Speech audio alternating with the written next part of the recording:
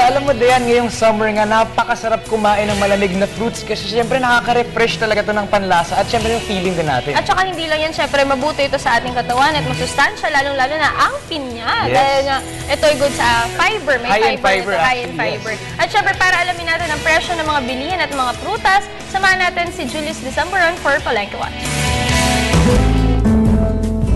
Good morning mga boss, nandito po para tignan ang mga presyo ng mga masasarap natin mga prutas, ang mga pinya. Halika, samahan niyo po ako ngayon at tignan natin kung nasa magkano na ang mga ito. Kasama natin ang ating mga suki na naandito po. Ayan.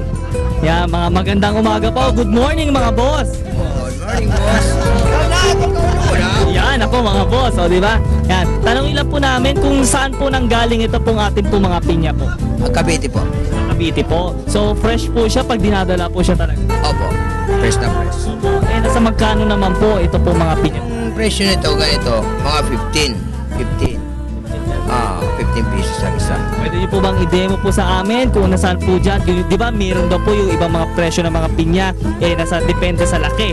Opo, nasaan po dyan yung nasa 15 pesos po? 15 pesos to. Ito, 15. Opo. At yun naman, yung medyo, ito, mga 20. Nasa 20 pesos po. Opo. Tapos po, May malaki, 35. 35 yung nasa unahan. yun nasa unahan po, 35 po. Ano po ba bakit aside po sa laki, may pinagkaiba po ba sa lasa? Sa ano? Ay, hindi. Iisa lang ang lasa. Kaya lang yung sukat niya, iba-ibang sukat. May maliit, small, big, medium, ganyan. Ang ano. May ano. Maganda po ba yung 35? May tawad pa. May tawad pa. Pwede ba po tumawad? Ano, lalatin mo, pwede na ang 28.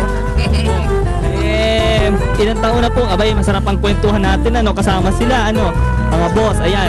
Pero kung eto po, ano po bang masarap? Opo, ayan, ano po ba ang pwede po natin gawin kapag dyan sa mga pinya? Ano po yung mga masarap nating gawin? Pwede ito sa manok. Pang dessert. Ano po mga dessert? Ninyo na? Lalo, minamatamis. Pagkain talaga ng ano yan. Saan siya? Pwede siyang fruit salad. Sarap. Masarap yan. Lalo ngayon malamig, summer. Pinaka-the best na yung pinya.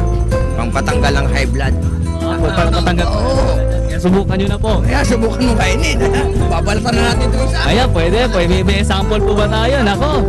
welcome. Pahingi ka na, pahingi isa. Ayan, ako. O di ba mga boss? O di ba? Talagang magbabalat pa sila para sa atin. O di ba? Opo, pero kuya, magano na po kayo katagal na nagdito? Mga 5 years. 5 years. Napansin ko lang po kuya, bakit parang ito yata kulay orange na yata? Ito talagang inog na natural yan. Ito, susunod ito, mahinog pa lang siya. Pero okay na naman ito. Okay na. Okay. Yan, ako mga boss. Ito, o di ba? Yan, nakikita mo. Sarap na yan. Natulo-tulo pa. Yan. Sarap! Masarap na boss, o di ba? Delicious. Delicious! Delicioso! Ito pa. Yan. Pero, yung buo po niyan, buong laman po niya talaga nagagamit po lahat. Ay, naman, huwag naman yung bayar. Balat, hindi makakain. Balat. Lahat po nagagamit. Po, yung mga malalaki, talagang ko na po talaga lahat. Yung ganyan, yan na po ba yung 35? Ito mga 30, 25, 15, may 10, may... May 10 pa. Mayroon pa. Pinaka-lowest. Ito ba yung 5 dito? Ito, 10 pesos yan. 10 pesos po. Okay. Tapos may 5 kilo pa. May 5 pesos pa. Talaga napakamura. Pinakamaliit, yung pinakamaliit. Lahat po yun sa Cavite po lahat ng gagamit. Nagagalit sa kabila. Kasi po wala na po kayong supplier. May nagsusupply pa. Opo. Kaya, Cavite. Yan. Minsan binabiyahe naman namin. Tuwing anong oras po siya dinadala po? Hapon. Tapos titinda mo naman ng hapon hanggang magdamag. Hanggang magdamag na po yun. Pero talaga malakas naman po yung tagsa ng mga namimili po.